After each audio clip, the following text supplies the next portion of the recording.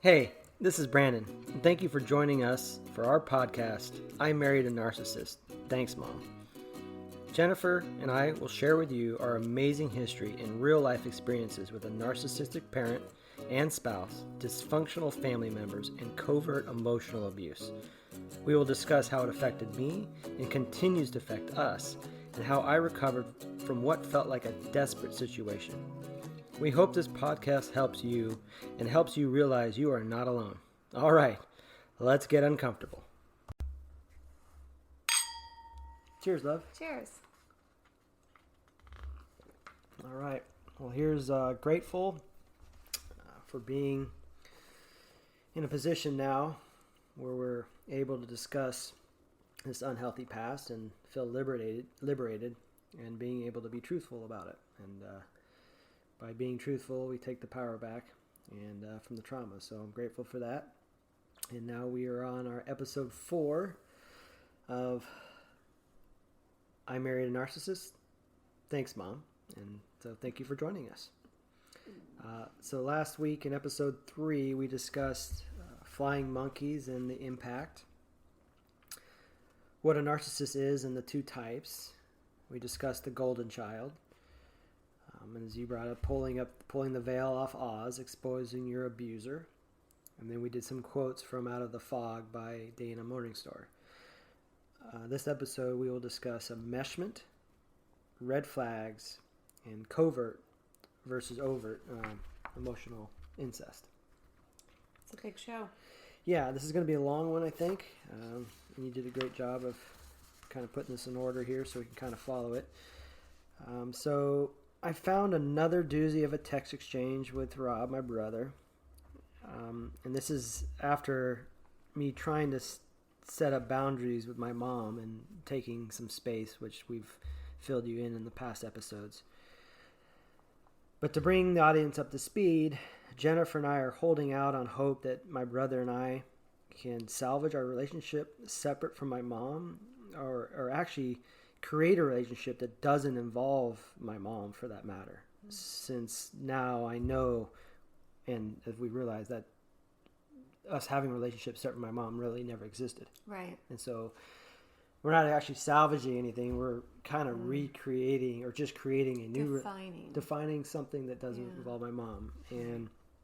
And so that's just to give the audience some context. Anyways, so I'm still engaging in these texts with my brother at this point.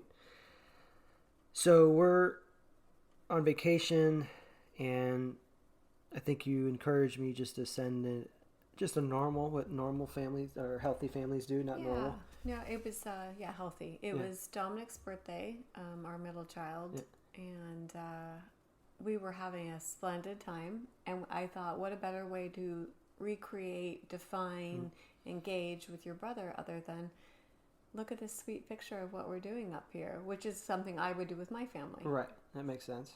So I encouraged you to do that in order to try to create a relationship between you guys. Yeah, so I send a couple images on the phone just of the house that we had rented and the kids playing and the dog, and so we send that. And so here's the text.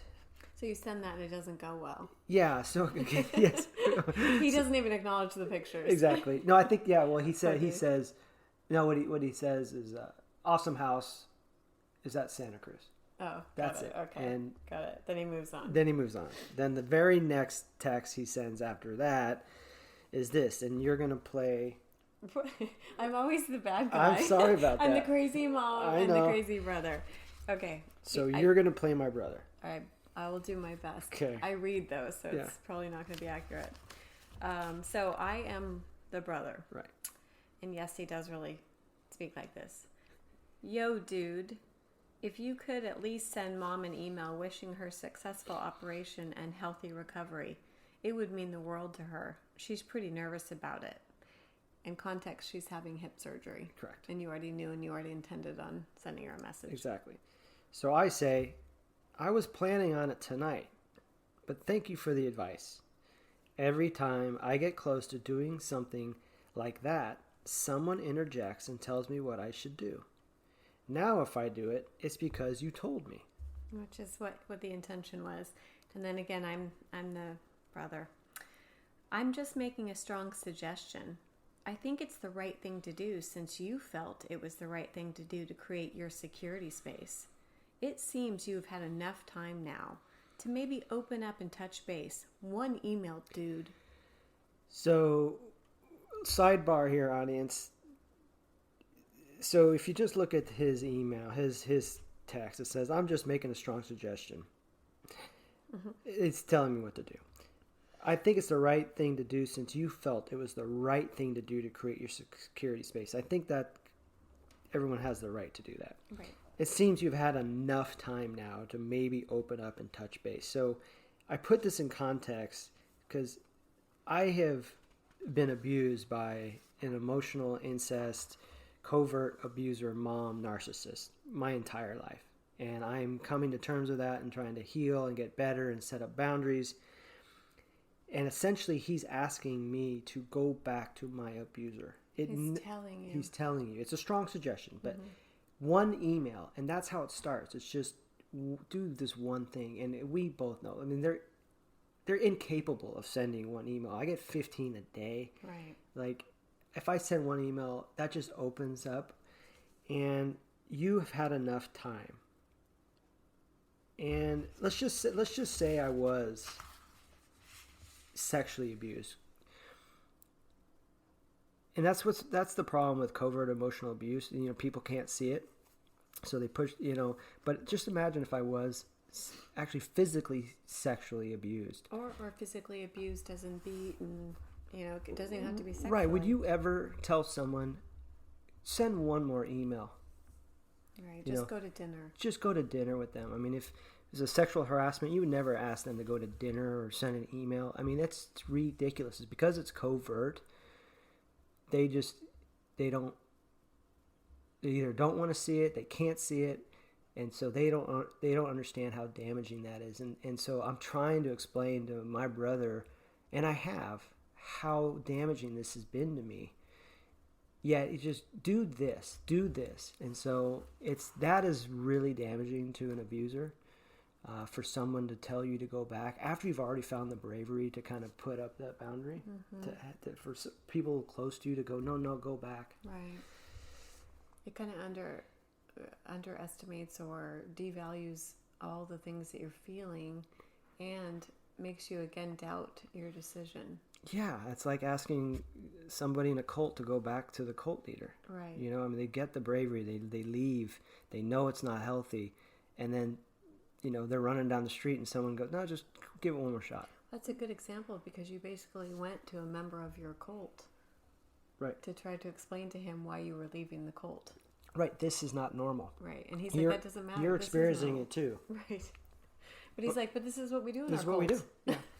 So, anyway, we kind of want to put that in context, and that'll segue into what the topics that we're going to discuss on this podcast. So, sorry for the little digression, but we just felt it was important to kind of highlight that. So now we're going to go back, and you're gonna. Well, I think you're responding to my.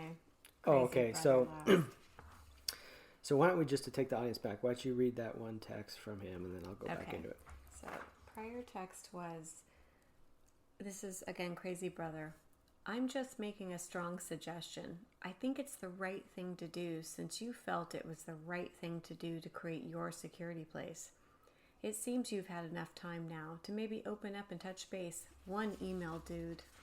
I say, Rob, stop it. I can explain it to you, but I can't understand it for you. You don't get to determine when is enough space for me. I do. Actually, you haven't let me have time. You texted me on Thanksgiving, Christmas, New Year's, and now my birthday, all about Mom. I don't tell you to get a job or to get your life together, do I? I said, my dad had the best response I have seen.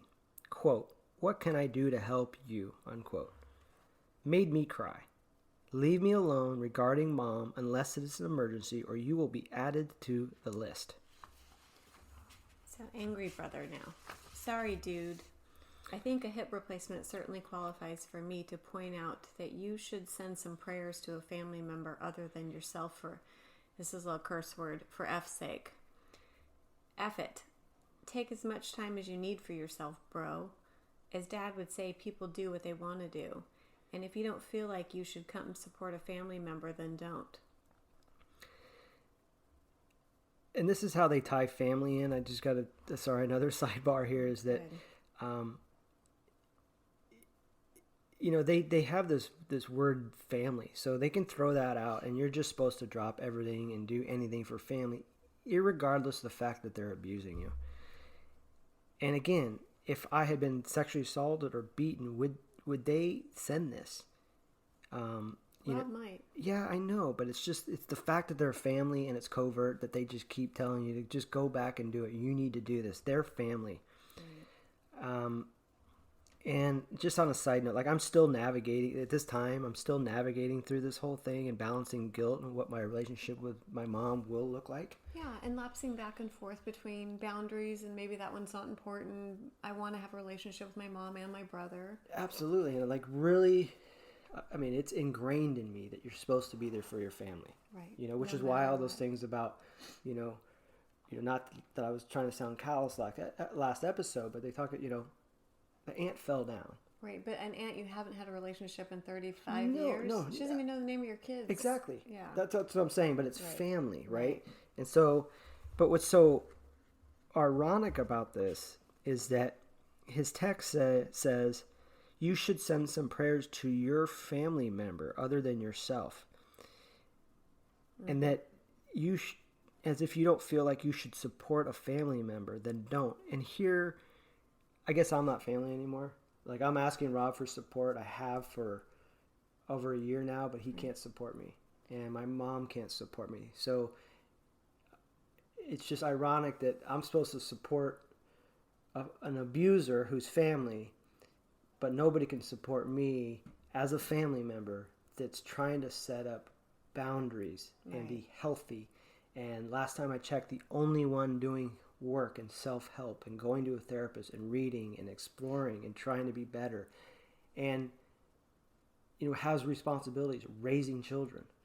So that's actually good context for listeners too. And all of this nonsense, because it is nonsensical, Rob basically saying you don't matter, get back in line behind mom. Right. You are raising 3 children alone. You have sole custody, and the kid's mom is a narcissist. So you're getting this from 2 different directions at all times, and now your brother's decided to be a key player. Right.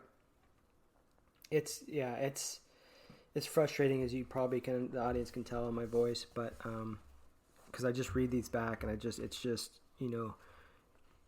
just them constantly pushing their agenda, and in hindsight, I know I was struggling.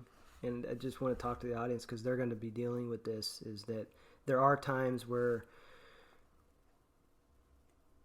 you may go no contact, low contact, and then you're going to be a situation is going to arise just as vagaries of life do. They just put themselves in front of you where you're going to have to decide what you want to do. And I know that this hip surgery was a struggle because I'm like, things can go wrong. Yes, absolutely. And I don't want regret and I don't want shame. And so...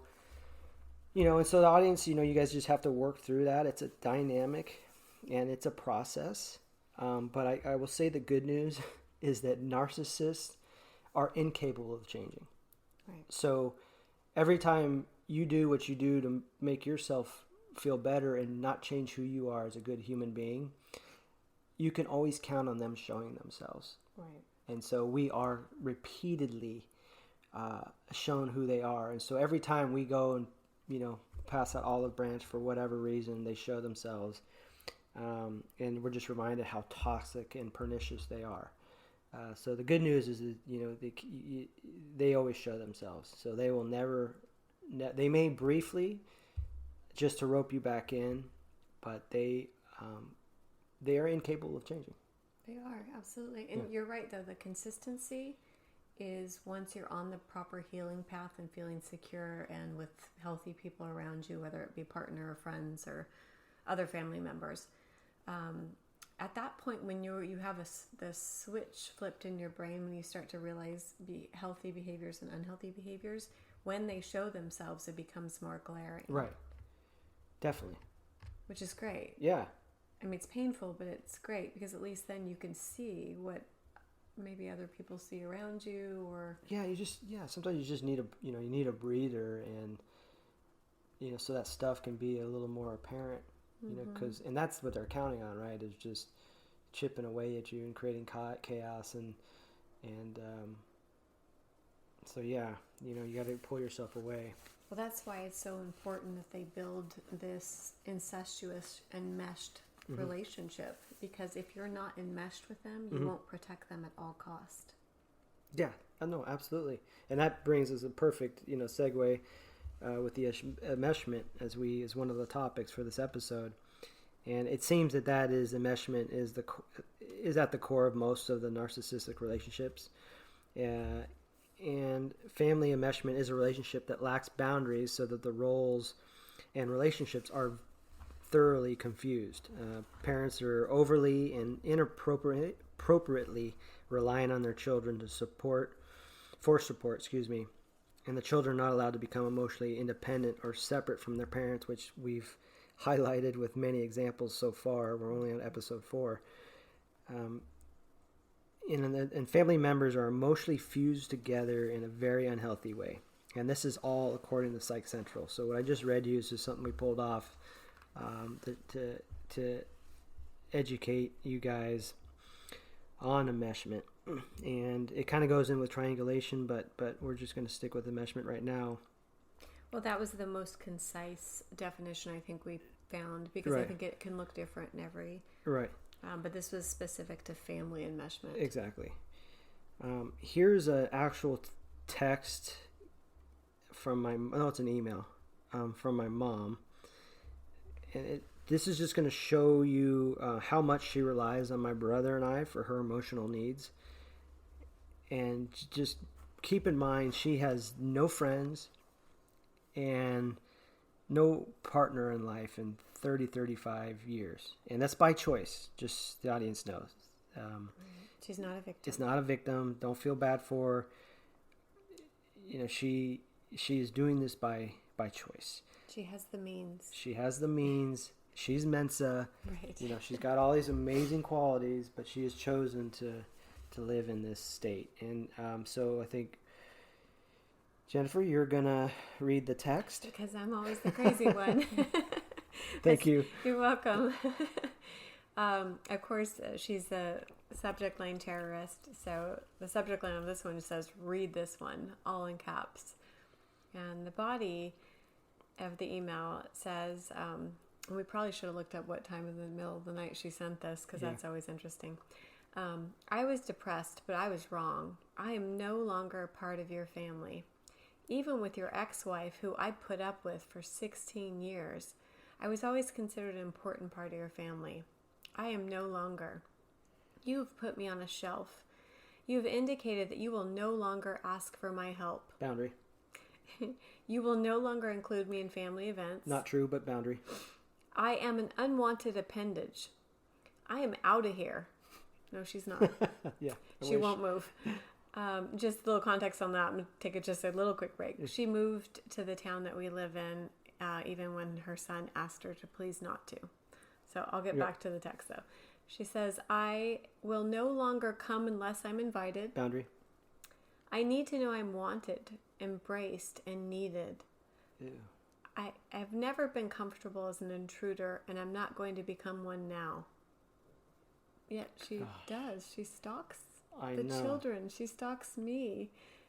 She tries to create this narrative. And in the last sentence, I'm not going to become one now, as a threat. Right. And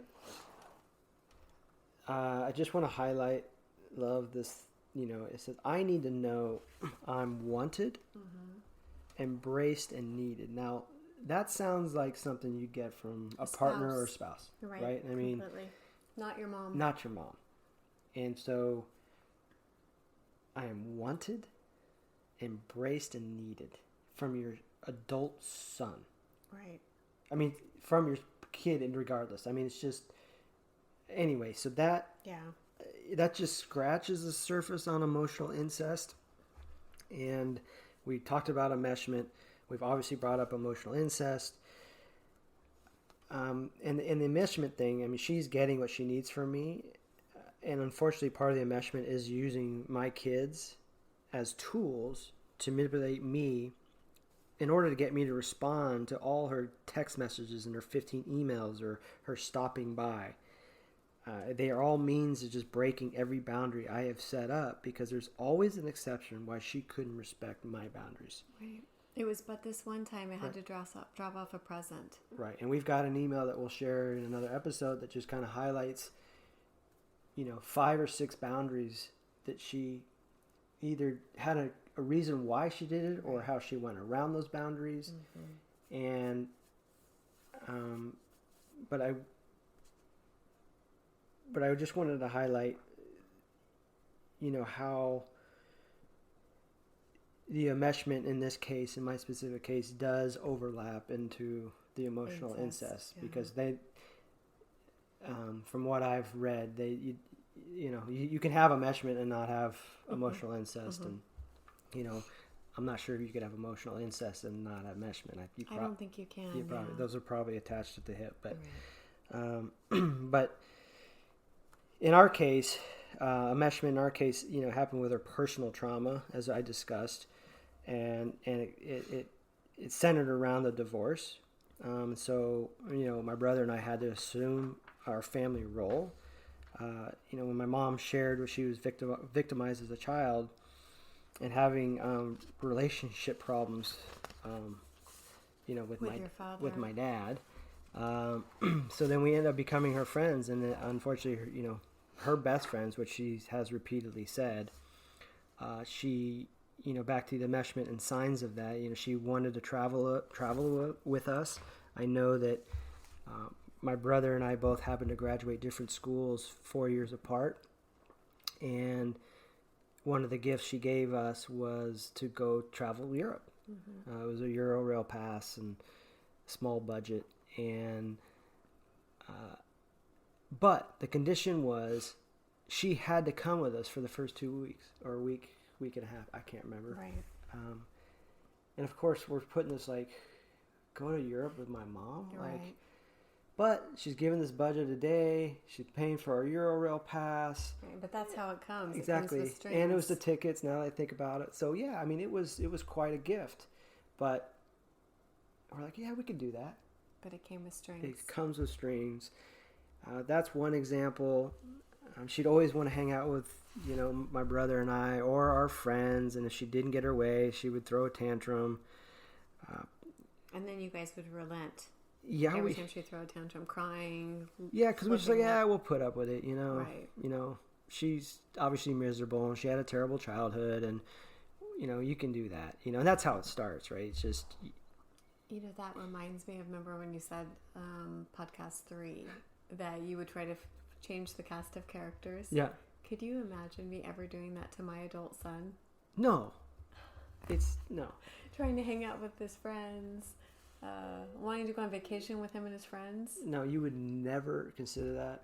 It would be so embarrassing for you and him. I mean, he would just, and his friend. I mean, it's just, it's really absurd. Yeah, but you guys didn't even know to be embarrassed. No, we didn't know to be embarrassed. I think our friends looked past it too. Right, because you were, and she paid for a lot of things for your friends. Totally, and they're like, whatever. They're like, I don't have to live with her. I don't have to deal with her every day. And she buys us totally beer and dinner. Exactly.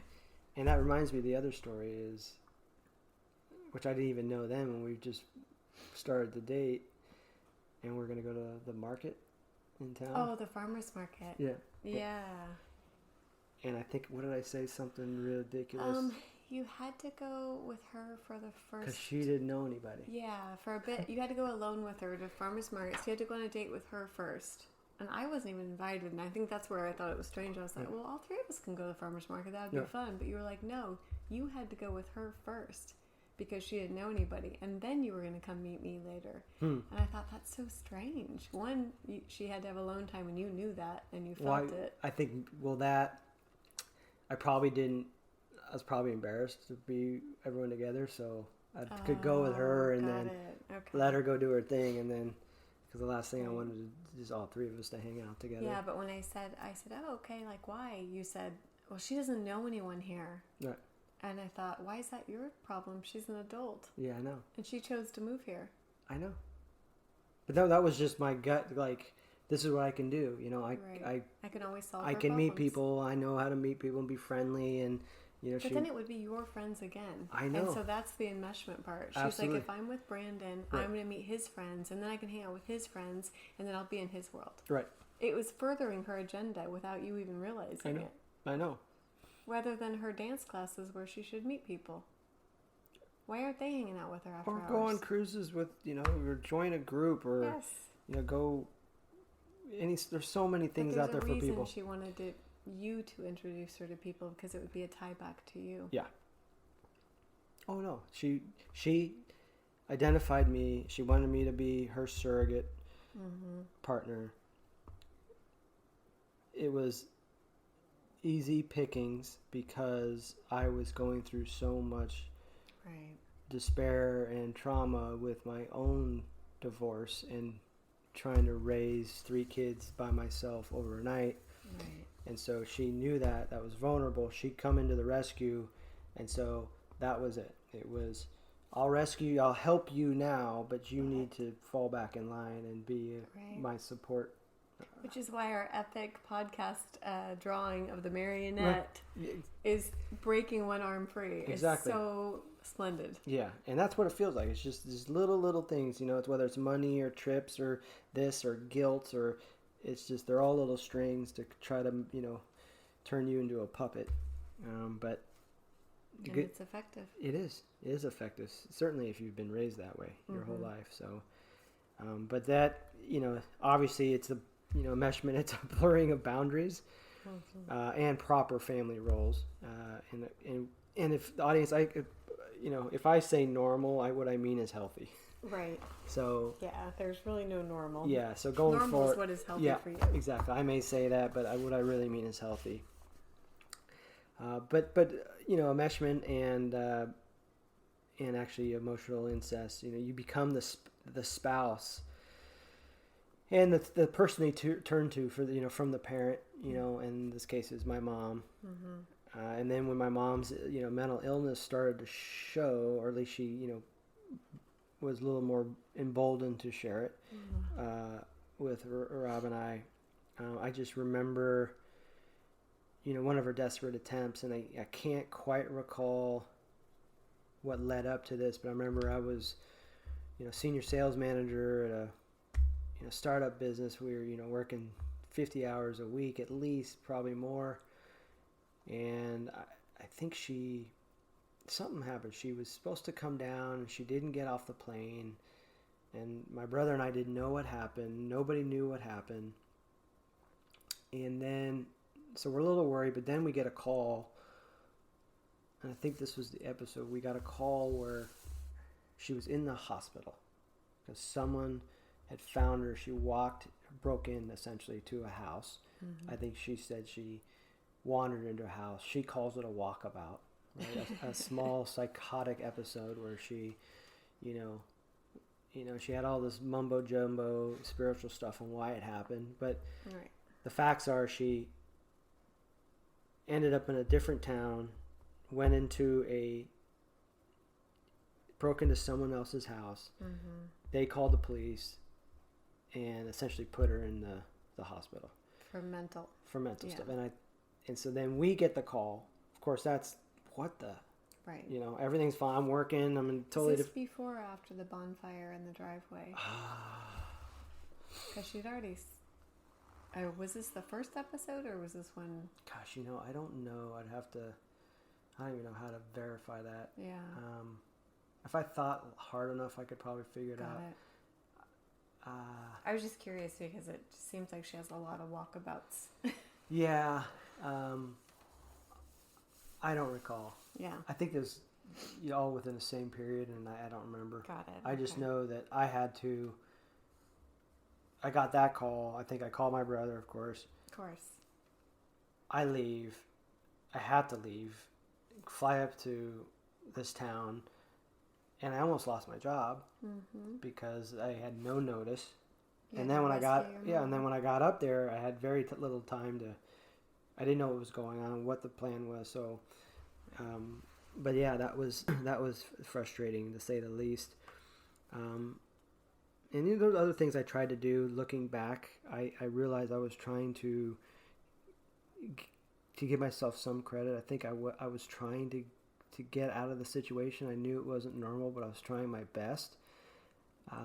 Instead of probably really diving deep and really analyzing the truth, I decided to try to run away. So right. Every chance I could get, I studied abroad. First job out of college, I went to go live abroad. Right. And then I actually moved really far away to try to start a career far away from her. So, sorry, that was a trip down memory lane there, but... So you knew something was wrong. You weren't sure what, so you were trying to escape it. Yeah. But then you were also realizing you still felt completely responsible for your mom. Yeah. In a way that it shouldn't have been you and Rob's job to drop everything and figure out what mom did this time. And these antics were all, if you probably thought hard enough back, probably tied to some situation where she wasn't getting the attention she needed. Yeah. Yeah, so now that I think about it now, she used to... So she kind of builds this momentum up. It starts with these emails and texts. Mm-hmm. Remember I used to say she's going off the rails? Right. And so now I'm like, when you and I go through this, endless sea of emails that we get. Right. That is the intent. The really wacky ones are, it's like a shot across the bow. Look what I'm about to do. It's almost, just in the audience doesn't know about this yet, it's almost exactly what your ex-wife does every time before a court date. Yes. She stirs up some tornado of crap, just garbage. Mm-hmm. Spinning lies, spewing allegations, and then we all go to court and none of it's ever brought up because no one believes her. Right. But every time. Yeah. So they both go down these paths of just destruction. Yeah, and they love chaos for sure. Right. But, I think in my mom's case, she sends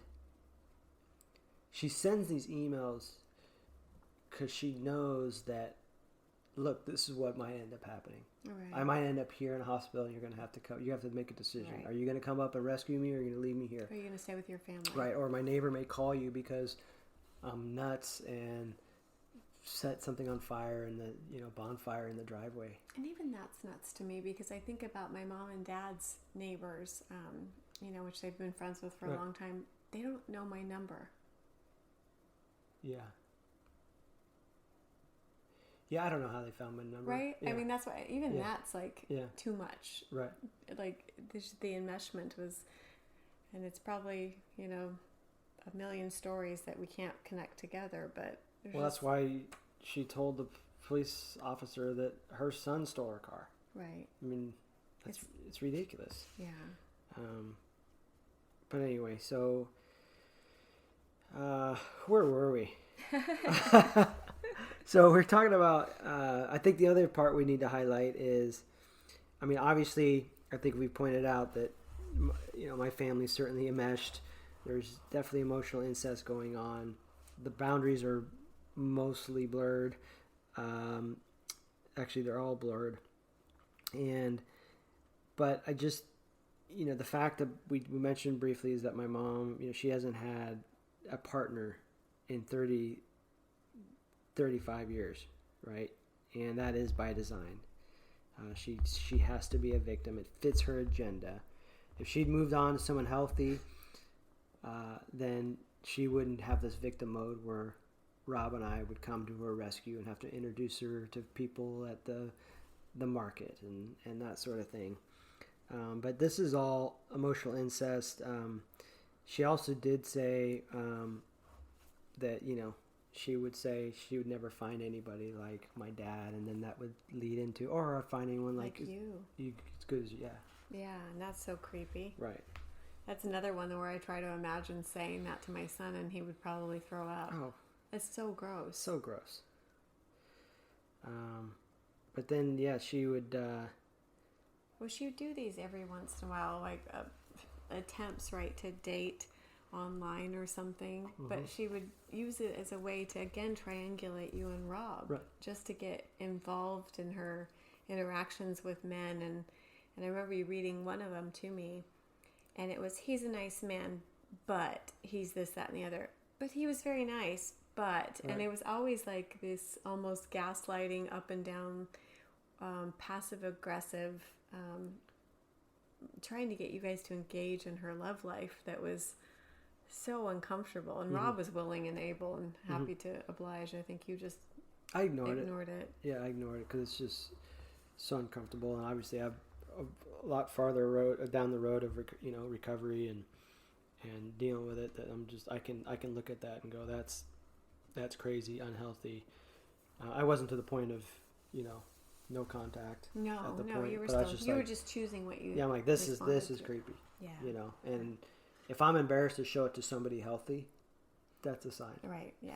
Well, and I knew whenever you were embarrassed, you'd always you'd make a sound of disgust. Right. You'd look at your phone, and then I'd say, "What, baby?" And you'd say, "Oh, my mom's off the rails again." Yeah. And I remember I never knew what that meant. Right. I thought, "What the hay's off the rails?" Yeah, I was terrified though. I thought you might run and head for the hills if you I think deep down I'm like, holy moly, like, this is my family, like, right, you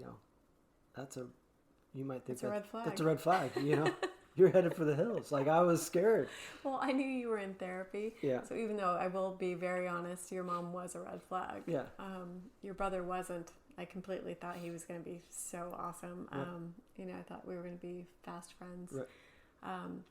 But I knew you were in therapy, and I knew you were analyzing and looking at how you got here, and I knew she was a glaring reason. It's not hard from the outside in to look and realize why you married your ex-wife. Right.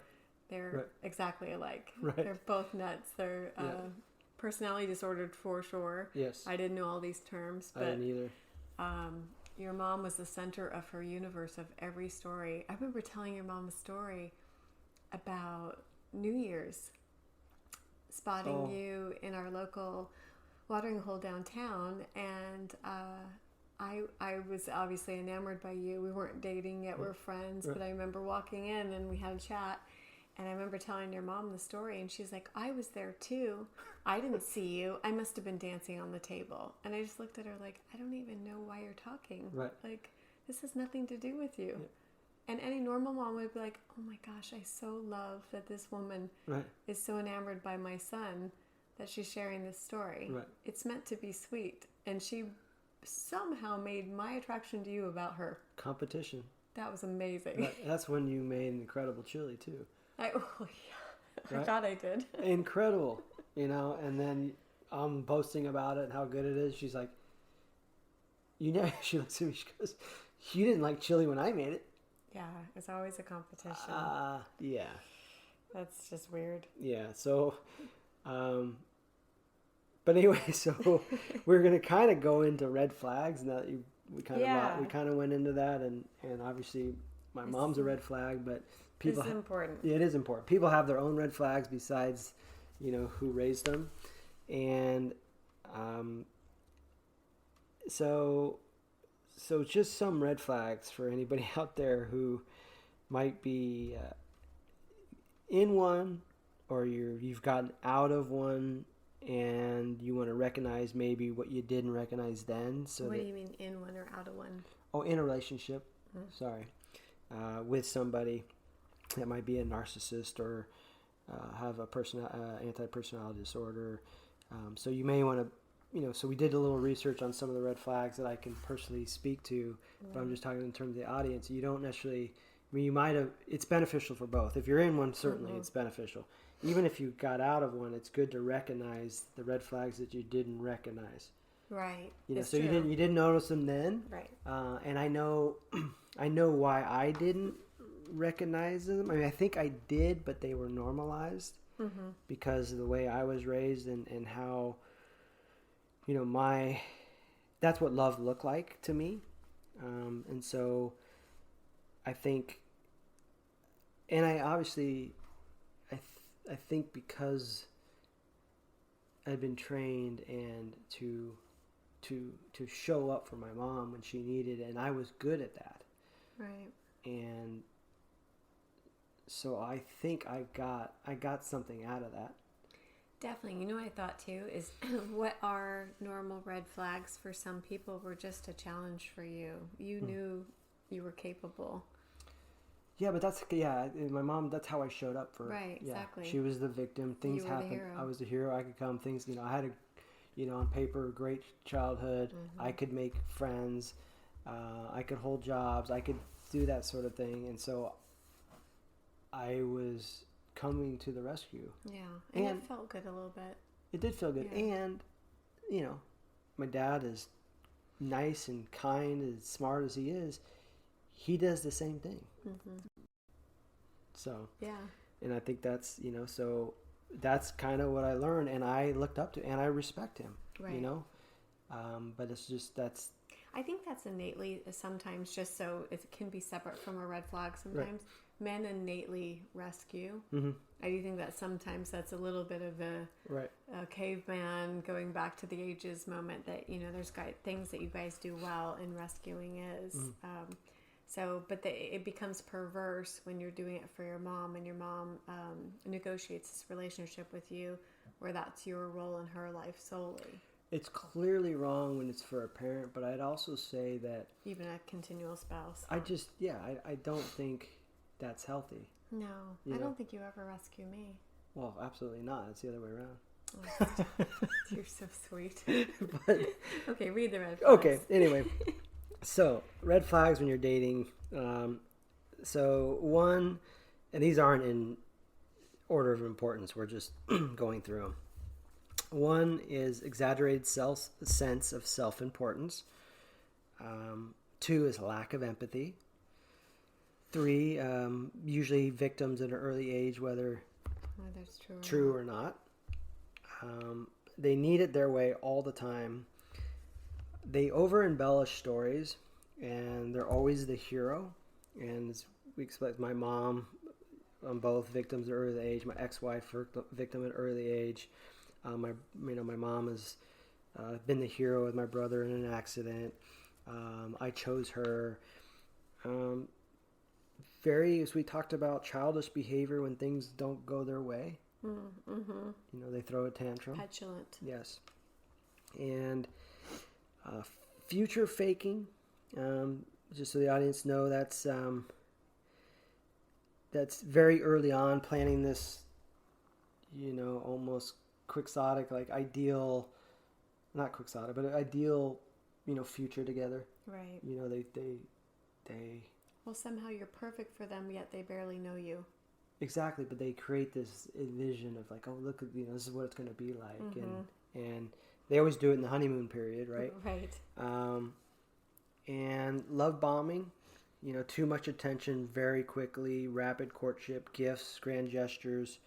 I have, yeah. Yeah, I know you have. That pretty much explains my marriage. Yeah. They just turn on the charm, right. And they behave appropriately and stay within the lines, for a short period of time until they get you, locked in. Jealous and competitive with you instead of supportive. And I know in my ex-wife's case, it was, I don't want to be Mrs. So-and-so. Right. But she had nothing to offer herself. She was upset that I was successful, and she didn't... But she didn't even support you in that role. Well, I know. Yeah. It's so confusing. Well, it doesn't make sense. It's just, but that's a red flag. If someone's not... If your partner or your spouse isn't supportive and proud of you or who you are, that's a red flag. That is. Because it's a reflection on them. Yeah.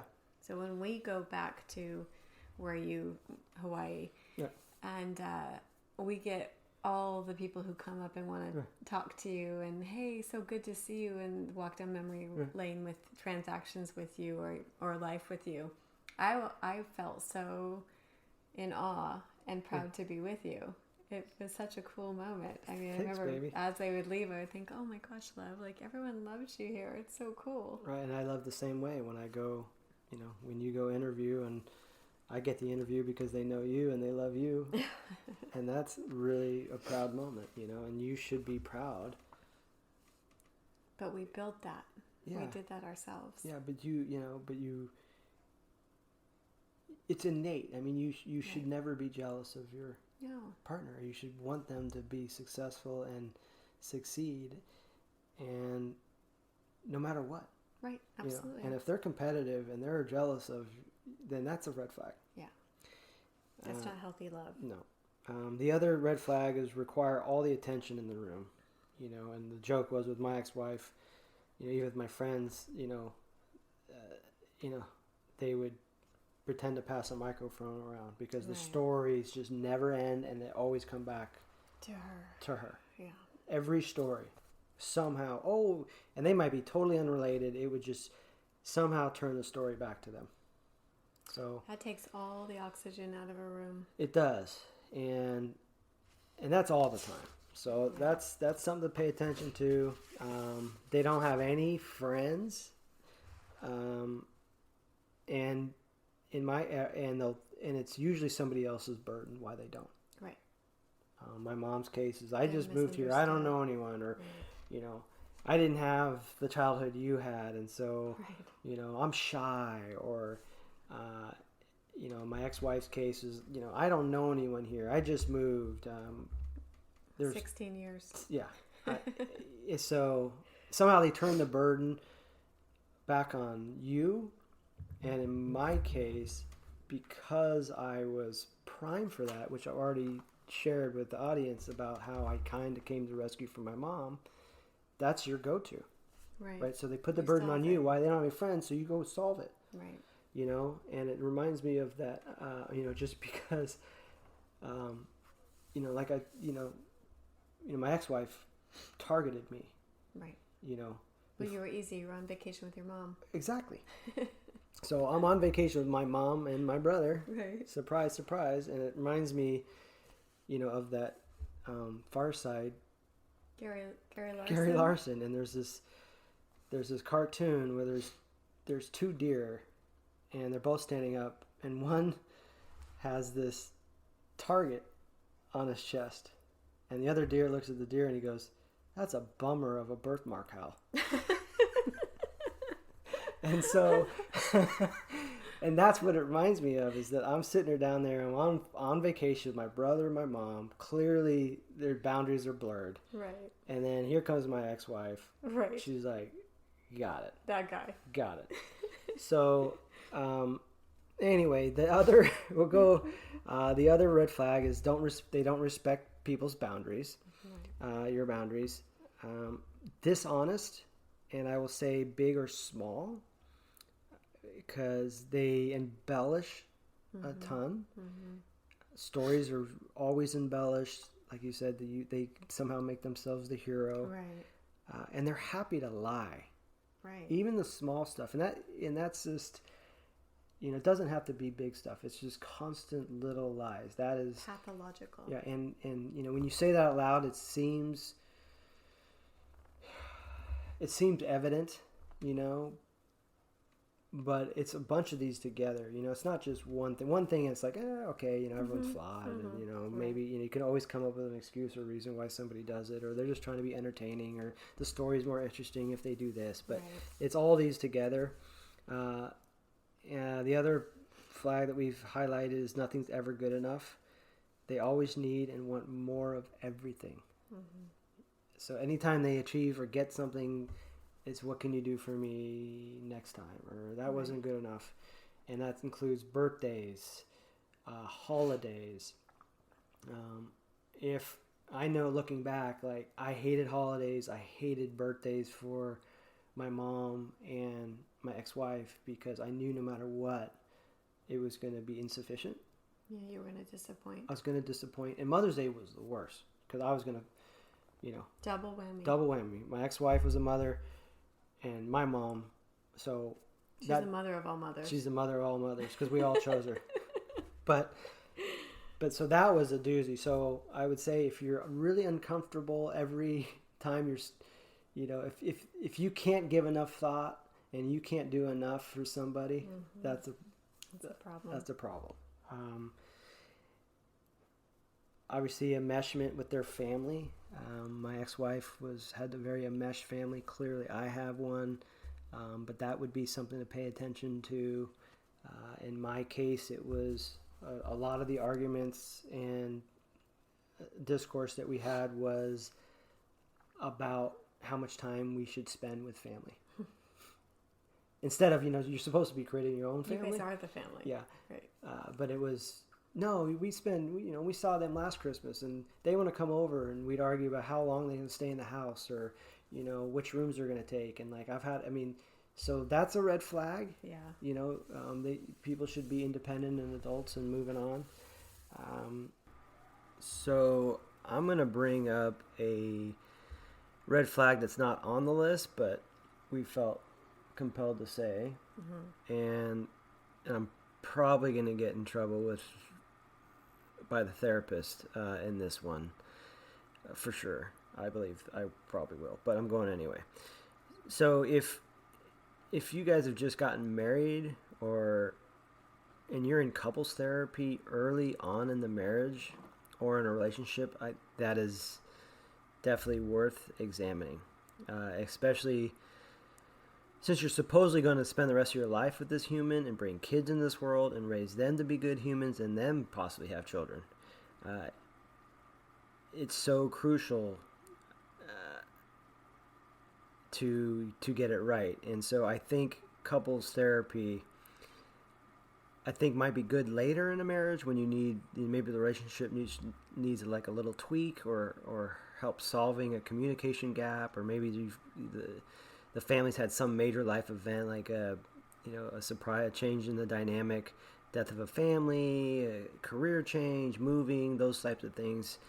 I think that can make a relationship somewhat rocky, and then a couples therapy can kind of help. Right. It can be a healthy, safe environment to work on tough issues. Exactly. But the fundamentals of the relationship are already there and solid. And, we all have, vagaries in life and vicissitudes and things change, right? And so we all understand that. But if you're in therapy early on based on fundamental differences, that's a huge red flag. And I think you can't, my experience is you can't go into couples therapy and expect the therapist to tell you run for the hills.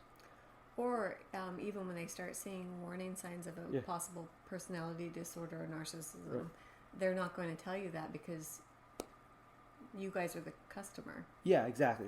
As a unit. Exactly. So I think the audience, you need to know that the relationship is the client. So they're there to preserve the relationship. They're not going to sit there and go, he's crazy, she's crazy, run, it's never going to work, the relationship's doomed. They're never going to say that. So don't go in there expecting that to happen. And so we just felt like we needed to bring that up because if you're in a relationship with a narcissist, they are incapable of getting help. And so if you're in it and you think you need therapy, then go get individual therapy. You get your individual therapy, your spouse or partner, they get their individual therapy, and hopefully that therapist will shed some light and say, your partner is showing signs of this or, some personality disorder. And again, even if a narcissist goes to another therapist, they're never going to be truthful. They're never going to really want to get help. And whatever they do tell you, the therapist is telling them is probably not true. So your only hope is to get individual therapy, and hopefully that'll help you. So, and also when you're dealing with narcissism specifically, couples therapy is never going to work with a narcissistic partner because they're never going to be capable of fully examining themselves in a way that therapy requires you to. Right. So that's why going to independent also will help, because you'll get to have a free space to talk about things that you probably wouldn't be safe enough to talk about in front of the narcissist anyway. Mm-hmm. So it's never going to work because there's no transparency. Right, and then you also mentioned too that going to couples therapy with a narcissist actually it makes it much worse. It makes you stick in with the situation, Right. which, obviously that happened with me, Right. and I, wish I had gone to individual therapy first. But anyway, we just felt like that was, from our experiences, we wanted to just share that with you, because I don't think therapists don't really say that. I don't think they can, Right. because you are there in couples therapy in essence to save your marriage. Right. So for them to say that to you, they obviously would probably be considered It's probably unethical. an unethical moment in therapy. So we would just say, if you're feeling a little distraught and you're having these same consistent battles or fights or miscommunications with someone early on, you might want to go explore it independently first. Right. And they not to cut you off, love, sorry, go ahead. but and a therapist probably won't even tell you that your partner's a narcissist or whatever, because I don't think they can't say that either, right? They can't diagnose somebody without having them in the room and doing a full evaluation. So, but without the other person in the room, they can probably speak more candidly. I agree. Yes. And I've experienced that. It's so illuminating to have a therapist be able to shed that light and go, oh my gosh, now it makes sense, which they would never be able to say that when you're sitting in the same room with this human being, so I wouldn't change anything because I'm with you now. Yeah. But thanks, baby. You're welcome. Thank you. But I just want the audience to know, just it's worth looking into. If you just got married and next thing you know you're in couples therapy, then your fundamentals are probably not aligned. Yeah, probably not. Yeah. And because you should be you should be able to communicate with your partner and your spouse. You should already know what your goals are and what you want out of life. And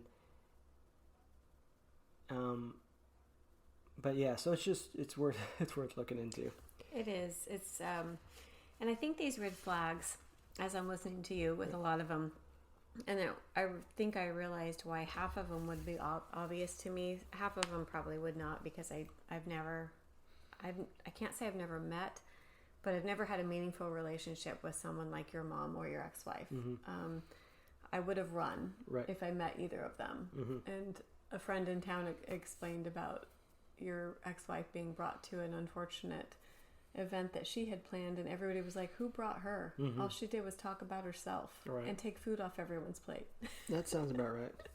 So I think that if I would have met them, I probably would have realized the red flags, because they are pretty obvious. But if you don't have healthy relationships as a child, then what are you manifesting? What are you trying to create for yourself? Because you do mimic behavior, and therefore your ex wouldn't feel like a problem, because it was all so familiar to you. You were raised with most of these red flags every day as normal. Yeah, definitely. And like I said, I was definitely targeted. Right. So yeah, it's just another good example. It leads us to a good topic of covert versus overt and emotional incest. These terms, I remember it kept coming up constantly when we were reading books, and we were uncomfortable with the terminology, because incest as we know it does not mean emotional incest. We thought of it as a sexual nature, and that's really uncomfortable. But when it kept coming up, we realized that incest is a graying of boundaries, in that someone becomes a partner. So it doesn't have to be sexual to be an emotional partner. And then you add in the covert part, which is so hard to explain to people. It's not visual, it's not obvious. It's something that requires time, details, stories, bringing the abuse to surface. And I think that's why, going back to these text messages, sometimes you have such a different reaction, I guess, nowadays when you go back and read them, to how you were when I remember sitting next to you and you would get them. You would want to do there's nothing to see here. Yeah, bury my head, like this is, we'll just get over this one. Right. She's just off the rails again. She's off the rails, yeah. Right. But now you're not ashamed anymore. You realize this is not you, this is them.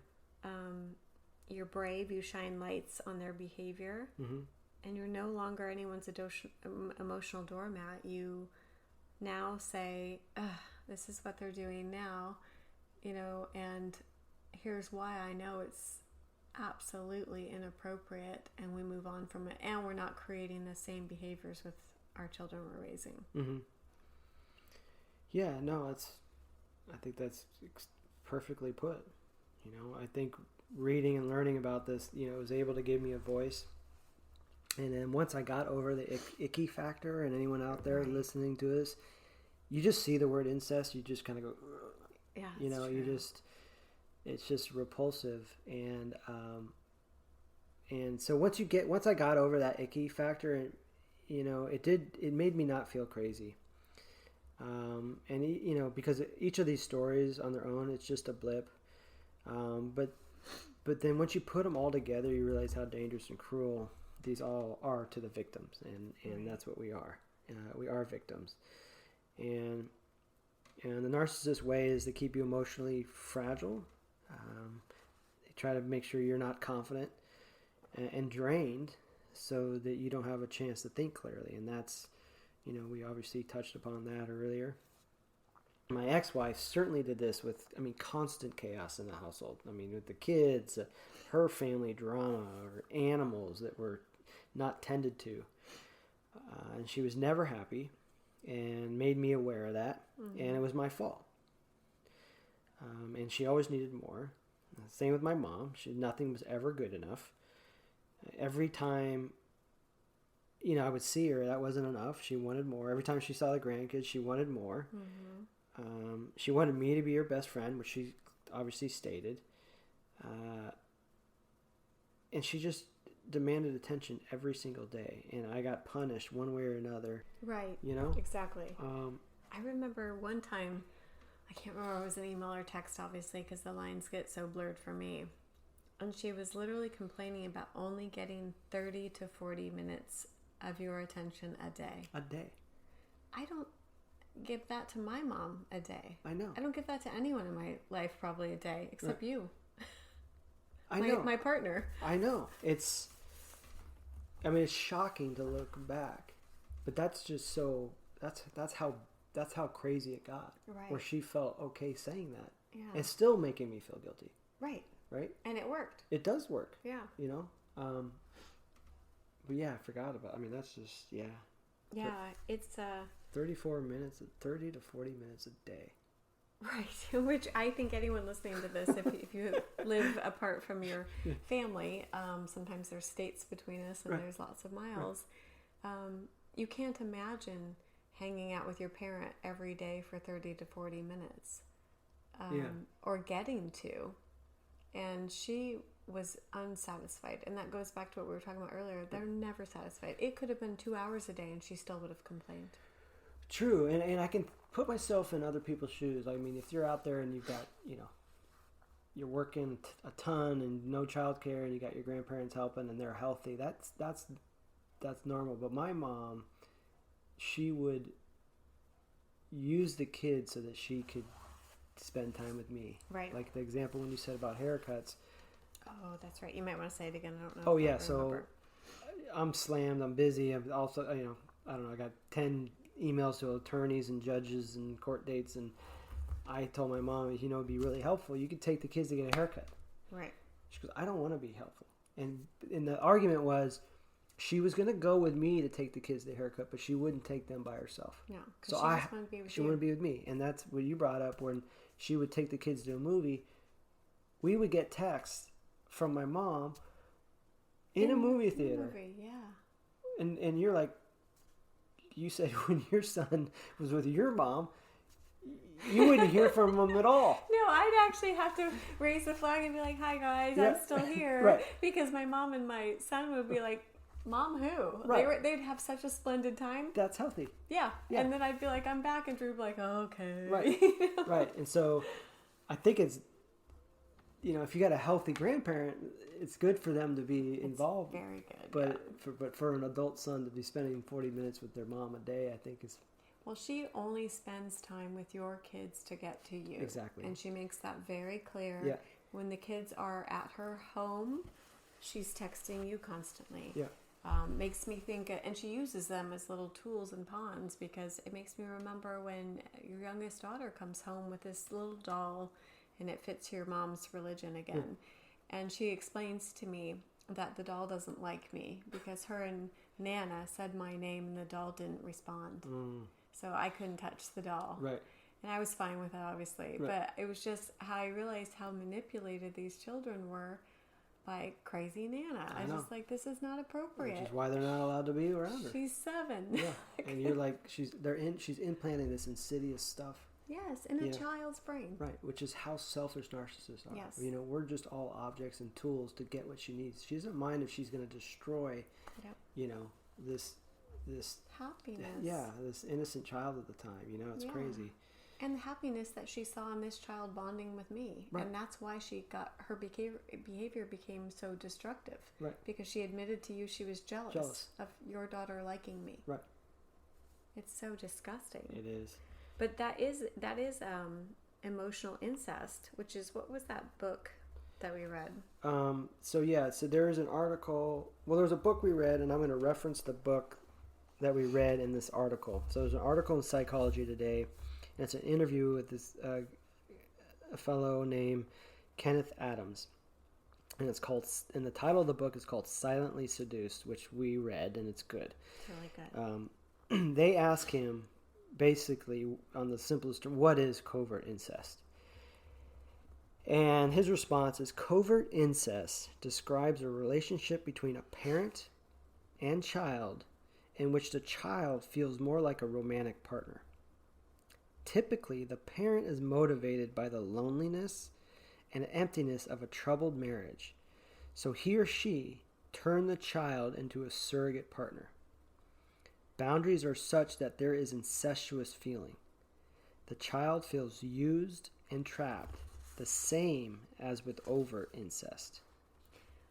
So that last sentence, that one strikes me because I think the problem with covert and overt is that we struggle with, not ever wanting to undermine somebody who's actually been in a overt incestual sexual relationship with a parent, and how that's so traumatizing and damaging.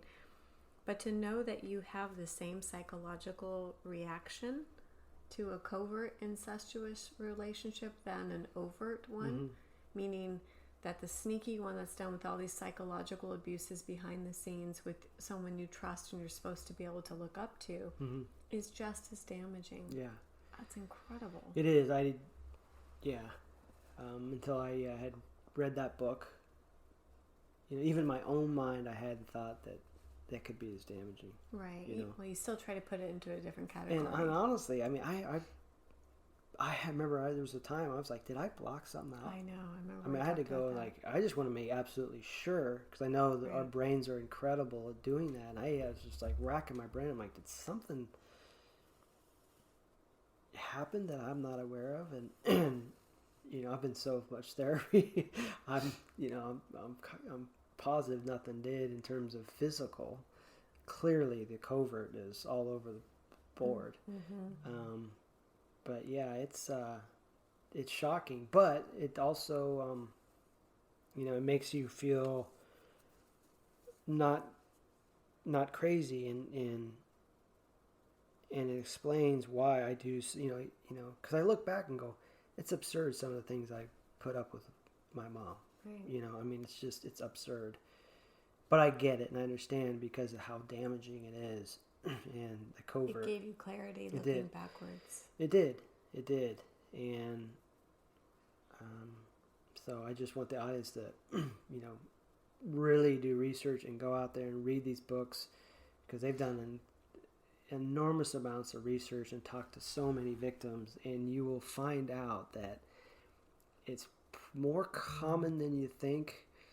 And they say the joke among therapists is like they've all read the same handbook.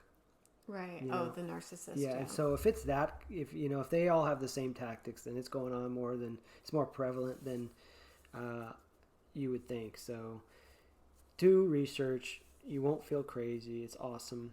Well, in the book that we're talking about, this one is, we've read a ton, so we're going to share everything that we think is worthwhile. Right. But this book is called Silently Seduced. It's by Kenneth Adams. And I think it was another one of the, just like Out of the Fog by Dana Morningstar, that every time we read another page, we were like, love, this has got to be more common than you realize. It makes you feel a little bit normalized in the fact that you're not a unique unicorn. Right. This happens to people, and where people are in their recovery is probably deciding on how often you'll ever come up. Like, we have a story with a friend in town. Remember when we were telling her about this topic, and she had her own stories, and is clearly in a relationship with her mom that's really unhealthy. Right. And as we're reading, it's really prevalent with mothers and sons. It's not just daughters and dads and fathers and mothers and daughters. It's so we're hopefully read that book, do some research, get educated. You'll feel liberated, and surround yourself with lovely, healthy people. Absolutely, and let yourself off the hook. Yeah, it's true. Well, love, that bottle is empty, okay. But we aren't. We will be back next week with more real-life examples of covert incest, narcissistic behaviors, antisocial personality disorders, being raised and married to a narcissist. And we have a lot to cover, and we haven't even touched. This is probably going to be another 10 episodes down. We continue, just to give the audience a little bit of info, we continue to raise 3 children while you have full custody of them, with a narcissist on the other side. And that brings its own fun every day when you have someone who's incapable of telling the truth and incapable of thinking about anybody but herself. That's what and I say co-parent loosely with. She sees the kids once a week with a supervisor, but we'll get into that later, just to let you know how this story, this is the gift that keeps on giving when you are raised by a narcissist and marry a narcissist and have children with a narcissist. Right. It goes on and on. Oh, yeah. So we haven't even touched on the legal side of this and the process of going through that, and family court, reunification therapy, supervised visits. So we got a lot to cover. Thank you, audience, for spending your time with us and listening to us and letting us share our story with you. And we will see you next episode. Yeah, thanks. Okay, cheers. Thank you. Cheers. Thank you for listening to I Married a Narcissist. Thanks, Mom. We would love to hear from you, so please find us on Instagram. Our handle is NarcMomHelp. That's NarcMomHelp. Or find us on Facebook, I Married a Narcissist. Thanks, Mom. Or go directly to our website, which is thanksmom.com. That's THX-mom.com. Thank you.